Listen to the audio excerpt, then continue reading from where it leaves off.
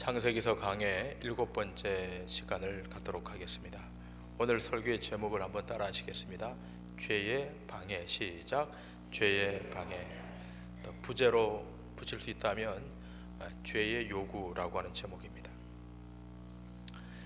사람은 개인마다 가지는 소원이 있고 또 강하게 원하고 바라는 바가 있습니다. 이러한 소원은 비단 개인뿐만 아니라 집단이나 공동체에게도 존재합니다. 그런데 이러한 소원과 기대는 개인이나 공동체가 위기 앞에 직면하거나 또 고난 앞에 맞닥뜨릴 때에 더더욱 강하게 드러납니다. 한때 우리 민족이 국가의 주권을 빼앗기고 엄청난 민족적 고통 앞에 직면할 때가 있지 않았습니까? 일제 강점기 36년 동안 그랬습니다. 그때 우리 대한민국이 가졌던 소원은 무엇이었습니까? 어린아이에서부터 노인에 이르기까지 한결같은 소원은 독립이었습니다. 국권의 회복이었습니다. 그러나 자력으로 이루어진 독립이 아니었기 때문에 남북으로 분열되는 아픔을 겪게 되었습니다. 그러나 어찌되었든 간에 이제 대한민국은 독립된 국가로 세계 속에 20위권 안에 드는 OECD 국가 20위권 안에 드는 아주 힘있는 나라가 되었습니다.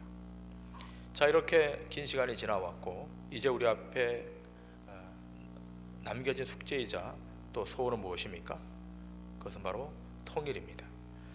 많은 정치학자들이나 미래학자들이 예언하기를 앞으로 15년에서 20년 사이에 반드시 통일이 올 것이다. 한반도가 통일될 것이다 라고 확신하고 있습니다. 그날이 오면 우리 교회는 평양이나 개성에 교회를 하나 세울 것입니다.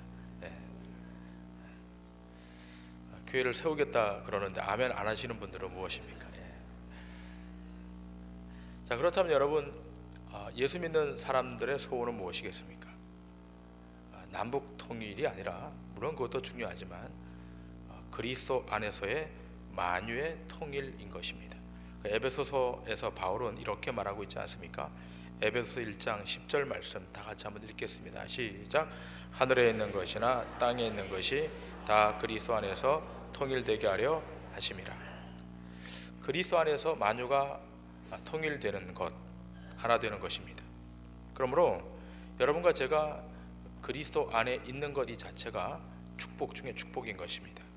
그런데 이러한 하나됨, 이러한 통일에 방해되는 세력이 있는데 그것이 바로 죄입니다. 또 엄밀히 말하자면 죄의 방해입니다. 여러분, 세상에서 말하고 있는 죄 또는 죄인이란 사람이 원래는 죄인이 아닌데 환경과 상황으로 죄를 짓게 되므로 죄가 되고 죄인이 된다라고 규정합니다. 그러나 성경의 진단은 다르지 않습니까? 죄인으로 태어났기 때문에 죄를 짓는다라고 하는 것입니다. 그러므로 죄라고 하는 것은 어떤 항목이나 목록으로만 말하는 것이 아니라 실제 하는 세력이자 권력인 것입니다. 죄도 인격처럼 힘이 있고 의지가 있고 강력한 자기 소원이 있습니다. 오늘 이 부분을 말씀을 통해서 조금 더 집중해서 생각하기를 원합니다. 선악과를 따먹은 인간의 죄된 모습이 오늘 이 본문에 등장하는 가인을 통해 잘 드러나고 있습니다. 창세기 3장 15절에서 뱀의 후손과 여인의 후손이 서로 싸울 것을 말씀하고 있지 않습니까?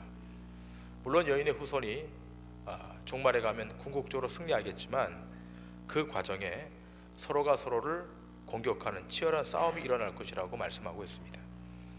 그 결과 뱀의 후손과 여인의 후손의 특징이 드러나는데 우리가 지난주 그 창세기 강의 말씀을 통해서 그 내용들을 좀 깊이 살폈습니다. 그런데 우리가 또 하나 깊게 관심을 가져야 할 것은 그 하나님의 뜻, 하나님의 의지가 어떻게 죄된 인생 가운데 반영될 것인가라고 하는 것입니다. 아담과 하와가 가인과 아벨을 출생함으로 그중 한 명은 뱀의 후손의 특징을 보여주고 또 한 사람은 여인의 후손의 특징을 보여주고 있습니다. 그런데 이 출생을 통해서 하나님의 약속인 창세기 3장 15절이 어떤 모습으로 어떤 하나님의 의도하에 펼쳐지는가를 볼 수 있어야 될 것입니다. 그러니까 창세기 3장 15절 이 말씀을 다시 한번 읽도록 하겠습니다. 시작. 내가 너로 여자와 원수가 되게 하고 내 후손도 여자의 후손과 원수가 되게 하리니 여자의 후손은 내 머리를 상하게 할 것이요 너는 그의 발꿈치를 상하게 할 것이니라. 자, 오늘 이 본문의 말씀, 지난주에 강의했던 말씀을 조금 더 깊게 들어가서 한 걸음 더 나아가 여러분 오늘 이 창세기 4장에 있는 말씀, 여러분 이 내용은 너무나 잘 알고 있는 내용 아니겠습니까? 그런데 여러분 여기 중요하게 생각하고 또 짚어보아야 될 내용이 있습니다. 여러분 우리가 이 사건을 대할 때마다 이 사건을 보면서 어떤 신앙의 내용을 갖게 됩니까? 우리가 드리는 제사가 가인의 제사가 아닌 아벨의 제사가 되게 해달라라고 하는 소원을 갖습니다. 또 그리고 어떤 해석을 합니까? 아벨은 정성껏 제사를 드렸으니까 하나님이 받아주셨을 거야. 그러니 우리도 형식적인 예배가 아니라 정말로 정성껏 마음을 다해서 그렇게 예배드리자, 그런 생각을 합니다. 그래서 또 성경 말씀을 또 거기다 인용을 해서 예배하는 자가 신령과 진정으로 예배하자. 그 어디에 나오는 말씀인가 하면 로마서에 나온 말씀 아니겠습니까? 그 나의 정성을 다해서 예배하자. 물론 그 마음이야 충분히 이해가 되고 또 할 수만 있으면 우리는 정성껏 하나님 앞에 예배해야 될 것입니다. 그러나 그것은 성경과 또 성경 안에 나와 있는 내용과 많이 빗나가 있는 것입니다. 신령과 진정으로 예배드린다라고 하는 말씀은 그 영과 진리로, 스피릿 트루스, 영과 진리로 예배하라고 하는 말씀입니다. 주의 성령이 임하여서 하나님 앞에 진리로 예배하라 라고 하는 의미이지 우리의 정성을 다 모아드린다 라고 하는 의미는 사실은 아닌 것입니다. 여러분 정성으로 제사하는 것이라 그러면 우리 대한민국 사람들이 훨씬 더 잘합니다. 또 타종교 사람들이 훨씬 더 잘할 수 있습니다. 비록 제물로 정한수 한 그릇 떠놓고 빌지라도 얼마나 지극정성으로 빕니까? 빌고 또 빌지 않습니까? 심지어 겨울이라도 찬물로 목욕 제기까지 하고 단정히 몸을 하고 그렇게 제사하지 않습니까? 또 마을에 동제를 지내려면 또 제주를 뽑는데 마을의 최고 어른 가운데 한 분을 뽑지 않습니까? 또 제주로 뽑히면 그 기간 동안 술도 마시지 않고 또 여자도 가까이 하지 않고 또 목욕하고 또 다음 동제를 기다리며 그 죄를 집행해 갑니다. 이러한 모든 행태가 신에게 나의 정성을 바쳐서 화는 멀리 쫓아버리고 복은 불러들이자, 원화 소복 이것을 구합니다. 이것이 우리 민간 종교 안에 포함되어 있고 또 고등 종교 안에도 포함되어 있지 않습니까? 이런 생각이 우리에게 먼저 내장되어 있기 때문에 가인과 아벨의 제사, 그러면 앞뒤 말씀을 보지도 않고 정성껏 그저 예배해라, 최선을 다해서 예배하라, 그런 식으로 해석을 합니다. 제가 이 말씀을 틀렸다라고 말하는 것이 아니라 이것이 본류와 비껴나가 있다는 것을 말씀드리는 것입니다. 오늘 이 본문의 말씀을 그 원인을, 이 제사의 실패와 성공을 사람에게서 찾는 것, 사람의 행위에서 찾는 것은 오해된 것이라고 하는 것입니다. 이 사건을 통하여 창세기 기자가 우리에게 말하고자 하는 것은 선악과를 따먹은 인간에게 덮쳐온 죄의 집요한 방해가 어떠한가를 우리에게 알려주는 거예요. 죄의 집요함이 얼마나 큰 것인가를 메시지로 주고 있는 것인데 자꾸만 그 제사의 성공과 실패를 사람의 행위의 조건에 달고 있다고 하는 거예요. 그래서 어떻게 가인과 아벨의 제사를 구별합니까? 가인은 땅의 소산, 곡식으로 예배 드렸다. 그리고 아벨은 양으로 예배 드렸다. 그것도 양의 첫 새끼를 잡아 하나님께 드렸기 때문에 아벨의 제사를 받으셨다. 또 그 이유를 조금 더 확장시켜서 어린 양, 예수님의 어린 양까지 확장시켜서 이렇게 연결하는 경우도 있습니다. 그러나 가인과 아벨의 경우에 하나님께서 어떤 예물을 어떻게 드리라고 하는 말씀이 없었습니다. 그러므로 이들은 자신의 소산물로 하나님께 예배한 겁니다. 나중에 하나님께 제사 드리는 예물이 율법으로 주어졌을 때에도 곡식으로 드리는 것은 안 받으시고 또 소나 양으로 드리는 건 받으시고 그런 대목이 없습니다. 신명기 26장 2절에 보게 되면 이렇게 기록되어 있는데요. 신명기 26장 2절과 3절의 말씀 우리 다 같이 한번 읽겠습니다. 시작. 내 하나님 여호와께서 내게 주신 땅에서 그 토지의 모든 만물을 거둔 후에 그것을 가져다가 광주리에 담고 네 하나님 여호와께서 그의 이름을 두시려고 택하신 곳으로 그것을 가지고 가서 그때 제사장에게 나아가 그에게 이르기를 내가 오늘 당신의 하나님 여호와께 아뢰나이다. 내가 여호와께서 우리에게 주시겠다고 우리 조상들에게 맹세하신 땅에 이르러나이다 할 것이요. 아멘. 여기에 보시면 그 토지에서 난 소산의 만물을 거두어다가 하나님 앞에 드려라. 그러니까 곡식을 드린다고 하나님 안 받으시는 것이 아닙니다. 하나님께서 제물의 내용과 방법을 계시하시기 이전이었기 때문에 그 제물의 내용에 따라서 방법에 따라서 받고 안 받으신다 이렇게 해석하는 것은 오해된 해석인 것입니다. 제가 한 3년쯤 전에 신학논단이라고 하는 월간지가 있는데요. 이 본문의 말씀을 가지고 어떤 한 목사님이 자신이 했던 설교를 그 설교문을 게재했는데요. 제가 그 설교문을 이렇게 읽고 깊이 공감했던 적이 있습니다. 어떤 내용인가 하면 이런 내용입니다. 여러분 그 아담과 하와의 첫 아들이 가인 아니겠습니까? 첫 아들이죠. 우리가 장남을 선호하듯이 이 하와도 아담도 장남을 아주 애지중지 키웠을 것입니다. 그런데 문제는 무엇인가 하면 이렇게 애지중지 키울 때 자기의 뜻과 자기의 고집대로 이렇게 커간다고 하는 것입니다. 그것은 우리의 가정을 봐도 그렇지 않습니까?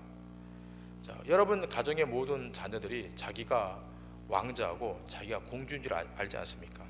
그래서 자기 요구사항을 안 들어주면 막 떼도 쓰고 억지도 부리고 그런 경우가 참 많습니다.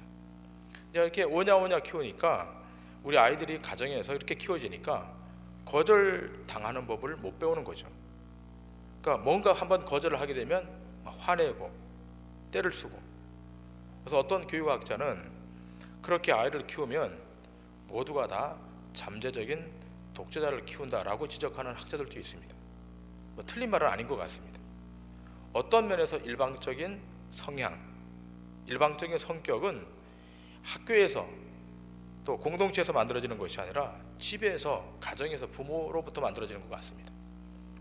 내 목사님이 그런 말씀을 하시는 겁니다. 그렇게 자기 주장과 자기 생각만을 관철하려고 하는 그 자기중심적인 일방적 의지가 어디서부터 왔을까? 죄로부터 기인했다는 것입니다. 자신을 받아주지 않으면 견디지 못하는 이기적 자기의 중심성, 이것은 분명 죄가 그 원인이라고 하는 것입니다. 전 동의합니다. 그것 때문에 가인의 마음에 이런 성향이 발생한 것입니다. 또 누가 그 물려줬을까? 아담과 하와가 타락함으로 그 죄를 유전시킨 거죠. 원죄를 유전시켜 준 것 때문에 그런 것입니다. 저는 아주 일리가 있는 지적이라고 생각합니다. 거절당함을 수용하지 못하는 마음, 자신은 수없이 상대를 거절하고 또 왜곡하면서도 상대방이 한번 자기를 거절하고 외면하면 그것을 참지 못하는 분노, 이 마음의 감정은 죄로부터 출발되었다고 하는 것입니다. 맞습니다. 결국 가인과 아벨의 이 제사 안에는 죄의 유입과 죄의 방해가 가장 핵심적인 것입니다. 우리가 지난주 보았던 창세기 3장, 그 3장에서 선악과를 따먹고 나서 선악책에 붙들려 있는 죄인의 상태가 어떤 모습으로 드러나는가, 또 뱀의 후손과 여인의 후손이 얼마나 대립되는가를 우리가 잘 보지 않았습니까? 근데 여러분, 거기에서 뱀의 후손의 특징이 무엇입니까? 뱀의 형상을 하고 다니는 것입니까? 아니잖아요. 여러분, 뱀의 후손의 특징은 자기 공로를 주장하며 산다는 것입니다. 그러나 여인의 후손의 특징은 무엇입니까? 자기 공로를 앞세우지 않고 베푸신 하나님의 은혜를 앞에 두고 사는 것입니다. 지금 가인에게 이 특징이 드러나는 거예요. 자기의 제사를 받아주지 않자 왜 자기의 재물은 안 받아주는가로 나타나는 겁니다. 내 치성과 내 공으로 이렇게 잘 드렸는데 왜 이 공을 안 받아주는가라고 하는 거예요. 뭐가 부족해서 안 받아주는가라고 하나님께 항변하는 것입니다. 그냥 가만히 생각해 보세요. 재물을 받으시고 안 받으시는 것은 그 주권이 누구에게 있는 것입니까? 받으시는 분에게 달려 있는 거예요. 요 지점을 잘 넘으셔야 됩니다. 이것이 우주를 창조하신 창조주 하나님의 창조주 되심이고 하나님 되심인 거예요. 요 부분을 잘 넘어가셔야 됩니다. 이 지점에서 현대인들과 우리 그리스도인들이 충돌하고 있는 거예요. 하나님은 사람의 조건과 행위에 매이지 않는 분이십니다. 하나님은 사람이 이렇게 행위했다 그래서 이렇게 원칙을 바꾸고 이렇게 행위했다 그래서 이렇게 마음을 변개하는 분이 아니십니다. 우리를 만드신 하나님은 자기 주권에 기반해서 자기 원칙이 있으신 분이십니다. 그래서 절대자, 앱솔루트입니다. 절대자이십니다. 그러나 우상은 달라요. 여러분, 세상에 많은 신들이 존재하는데 그 신들, 이 우상은 우리가 우상으로 여겨주지만 그 우상을 우리가 어떻게 하는 겁니까? 우리가 마음대로 컨트롤하지 않습니까? 마음대로 우리가 바꿀 수 있는 거예요. 내가 우상으로 여겨는 주지만, 신으로 여겨는 주지만 그 신은 내가 내 마음대로 바꿀 수 있는 신이에요. 또 내가 이렇게 요청하면 그 신은 반드시 응답을 해야 되는 신이에요. 그러니까 하나님은 다릅니다. 만일 우리가 믿는 신이, 여러분과 제가 믿는 하나님이 내가 내 마음대로 핸들링할 수 있는, 컨트롤할 수 있는 그런 하나님이라면 저는 그 하나님 안 믿습니다. 하나님 우리의 행위나 우리의 조건에 매이시는 분이 아니시고 자기 주도로 이 세상을 끌고 가시는 분이십니다. 세상의 종교들은 자신들이 정성을 안 바쳐서 그렇지, 정성을 바치면 반드시 복을 줘야 되는 신이에요. 여러분, 단오제가 곧 시작될 텐데 단오제 때 가보십시오. 얼마나 빌고 또 빕니까? 내가 빌고 빈 것만큼 그 신은 나에게 응답해 줘야 되는 신이에요. 그러나 온 우주 천한 만물을 창조한 창조주 하나님은 그런 신이 아니십니다. 자기의 기쁘신 뜻대로 취하시는 분이십니다. 이것을 하나님의 실렉션, 하나님의 선택이라고 그러는 것입니다. 한번 따라 하시겠습니다. 하나님의 선택, 시작. 하나님의 선택. 그러니까 세상이 이것을 싫어하는 거예요. 그래서 안색이 변하는 거예요. 내가 이만큼 치성을 드렸으면 당신은 마땅히 받으셔야 되고 응답하셔야 됩니다. 그런데 하나님은 그런 신이 아니십니다. 그러니까 우리 쪽에서 자기 기준을 가지고 있으니까 드려서 안 받으니까 안색이 변하잖아요. 이것이 뱀의 후손의 특징입니다. 너보다 내가 어떤 면으로 보아도 더 나은데 왜 너만 하나님이 받으시고 나는 안 받으시느냐? 나 그런 하나님 신뢰하지 못하겠다. 사람들은 하나님이 공평하신 하나님이라고 하면서 그 공평을 어디에다 기준합니까? 자기의 행위에 기준하는 거예요. 여러분, 이 신앙의 단계를 뛰어넘고 또 뛰어넘으셔야 돼요. 자신들의 어떠한 정성이 아니라 하나님의 선택, 하나님의 긍휼, 하나님의 불쌍히 여기심, 이것이 기독교 신앙의 근간인 거예요. 그 하나님 앞에 나와서 안색이 변하면 안 되는 거예요. 지금 안색이 어두우신 분들은 펴셔야 됩니다.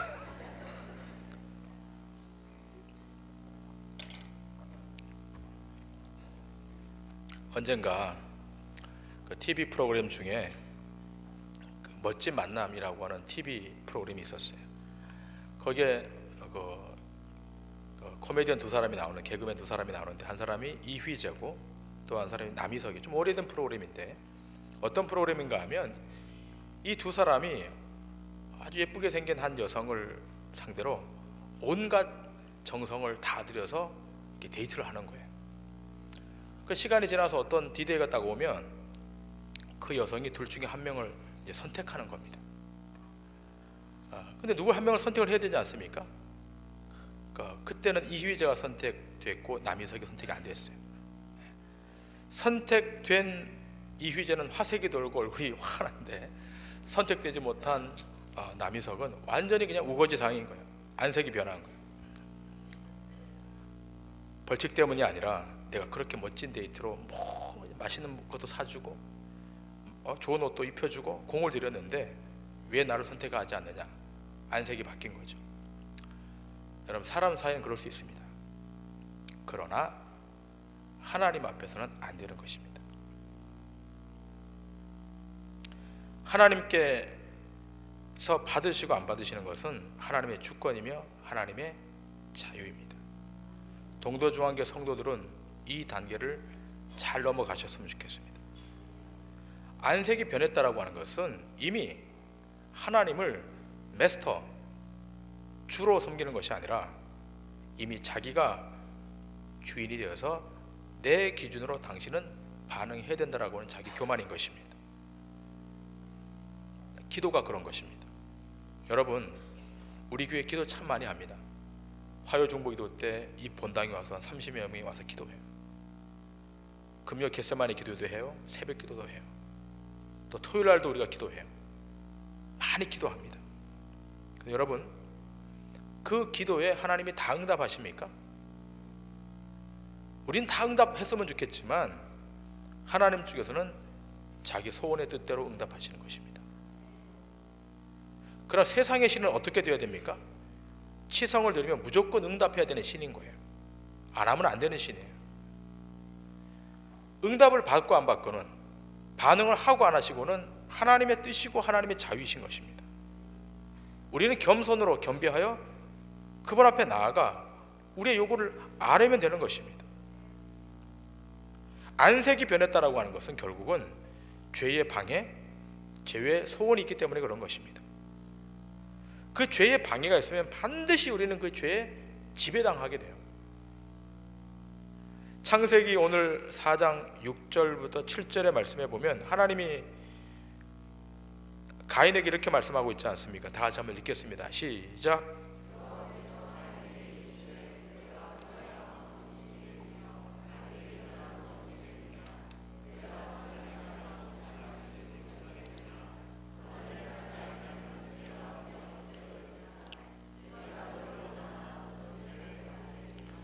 자, 죄의 원함은 있지만 너는 죄를 어떻게 다스려야 된다, 컨트롤해야 된다는 거예요. 그러나 가인은 죄의 방해로, 죄의 소원 때문에, 죄의 원함 때문에 그는 지배당하고 만 것입니다. 이 죄의 소원에, 죄의 지배에 패배당하게 되면 그때부터는 뻔뻔해짐으로 나아가는 것입니다. 아벨을 죽인 가인에게 하나님이 나타나셔서 뭐라 말씀합니까? 네 아우 아벨이 어디 있느냐 라고 물을 때 뻔뻔하게도 어떻게 대답을 합니까? 내가 내 동생을 지키는 자입니까? 근데 여러분, 이러한 가인을 우리는 요즘 TV를 통해서 얼마나 자주 보고 있는지 알 수 없습니다. 죄의 방해와 죄의 집요함이 얼마나 무서운가를 우리는 보고 있는 것입니다. 이렇게 아벨이 죽게 되자 하나님께서 네 아우 아벨의 피소리가 땅에서 호소한다라고 말씀합니다. 그런데 신학자들은 이것을 의인의 운명이라고 규정하고 있고, 이 피가 증거가 되어서 이 피의 고발을 근거로 악의 소원에 붙들려 살고 있는 뱀의 후손을 공격하는 명분이 됩니다. 가인의 손에 아벨이 피를 흘려 죽음으로 드디어 죄의 집요한 방해를 공격할 단초를 가지게 됩니다. 우리가 여기서 가지게 되는 한 가지 중요한 교훈이 있습니다. 우리가 만나는 세상 안의 대부분의 사람들은 다 이 영역 안에 있다는 것입니다. 자기 공로로 자신을 그 안에 고정해 놓고 산다는 것입니다. 그 공과 그 노력이 받아들이지 않을 때 분노하고 침노한다는 것입니다. 그 강도가, 그 세기가 조금 다를 뿐이지 뱀의 자손의 특징을 가진 모든 자연인들은 그럴 수밖에 없습니다. 그리고 그러한 메커니즘이 작동되는 곳이 세상입니다. 그래서 나타나는 것이 자기 자랑과 자기 의인 것입니다. 모든 것이, 모든 삶이 자기를 중심으로 진행되어야 돼요. 나로부터 해석이 되어야 되는 거예요. 또 충족이 되어야 되는 거예요. 그렇지 않으면 깊이 좌절하고 깊이 상처를 받습니다. 그런데 문제는 그렇게 상처 입은 자신이 또 다른 사람에게 그렇게 해를 가한다고 하는 거예요. 이게 자기 공로를 그 뿌리에 두고 살아가는 뱀의 후손들의 특징입니다. 그러나 여인의 후손인 여러분과 저는 달라요. 다른 메커니즘 속에 있는 거예요. 하나님의 의로 말미암아 구속함을 받은 여러분과 저는 자기 공로에 기반하여 사는 자들이 아니라 주권자의 은혜에 기초하여 사는 자들입니다. 그 은혜로 살기 때문에 자기를 드러내지 않아요. 끊임없이 자기를 은혜 옷자로 덮습니다. 그리고 어떤 신앙의 행위를 해도 그것으로 자기를 드러내는 근거로 삼지 않습니다. 누가 나를 인정해 주지 않는다 할지라도 화내지 않아요. 그걸로 인해서 스스로 실족하거나 또는 타인을 실축시키지 않습니다. 왜 그런가 하면 내가 이 자리에 있는 것이 내 공로로 있는 것이 아니라 주권자의 은혜로 여기 있기 때문이라는 것을 알기 때문입니다. 결국 여인의 후손이란 누군가, 여러분과 제가 여인의 후손인데 그 여인의 후손이란 누군가, 주권자의 긍휼에 기대어 살아가는 사람을 말하는 겁니다.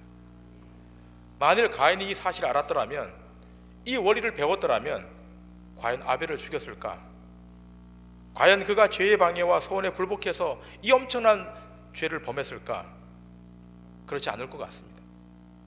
기억할 것은 그러한 죄의 방해와 소원이 가인 안에만 잔존하는 것이 아니라 오늘 예배하고 있는 여러분과 저 안에도 잔존하고 있다는 것입니다.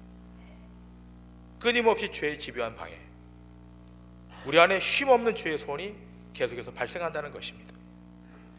이 죄의 집요하고도 끈질긴 소원 때문에 바울이 솔직하게 로마 교인들 앞에 이렇게 고백을 해요. 로마서 7장 14절부터 20절의 말씀에 보면 바울이 솔직하게 자신 안에 죄의 집요함을 감당하지 못해서 이렇게 고백합니다.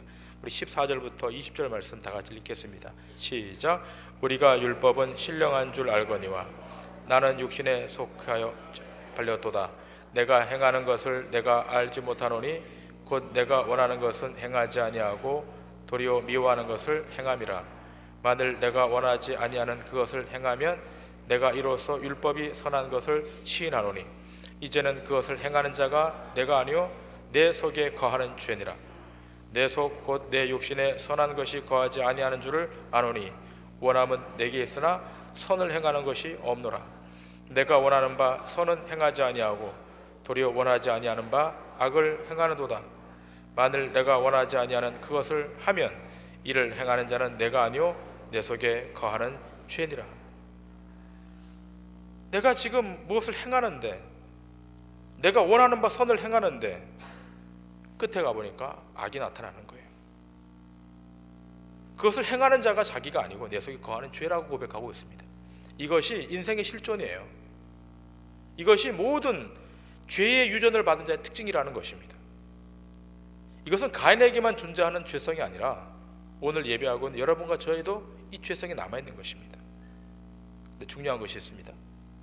이러한 죄의 집요함에 대하여 물리칠 수 있는 방법이 오직 하나밖에 없다라고 성경이 이야기합니다. 바울은 이렇게 깊은 내면의 갈등이 있었지만 바울은 갈라디아 교회에 대해 편지하면서 이렇게 그 해법을 제시합니다. 갈라디아서 5장 16절 17절 이렇게 말합니다. 다 같이 읽겠습니다. 시작. 내가 이르노니 너희는 성령을 따라 행하라. 그리하면 육체의 욕심을 이루지 아니하리라. 육체의 소욕은 성령을 거스르고 성령은 육체를 거스르나니 이 둘이 서로 대적하므로 너희가 원하는 것을 서로 하지 못하게 하려 함이니라. 아멘. 어떻게? 너희는 성령을 따라 행하라. 그리하면 육체의 욕심, 죄의 욕심을 이루지 아니할 것이다. 여러분과 제 앞에 끊임없이 찾아오는 이 죄의 방해, 이 죄의 소원, 우리 힘으로 물리칠 수 없어요. 오직 성령의 능력으로, 말씀의 능력으로 물리칠 수 있는 것입니다. 오늘 이 아침 오순절 마가다락방에 임하셨던 그 성령이 오늘 이 아침 예배하는 여러분에게도 임하셔서 그 성령의 능력으로 죄를 이기고 사단을 이겨서 하나님 앞에 영광 돌리시는 믿음의 권속들 다 되시기를 주님의 이름으로 간절히 축원합니다. 기도하시겠습니다. 아멘.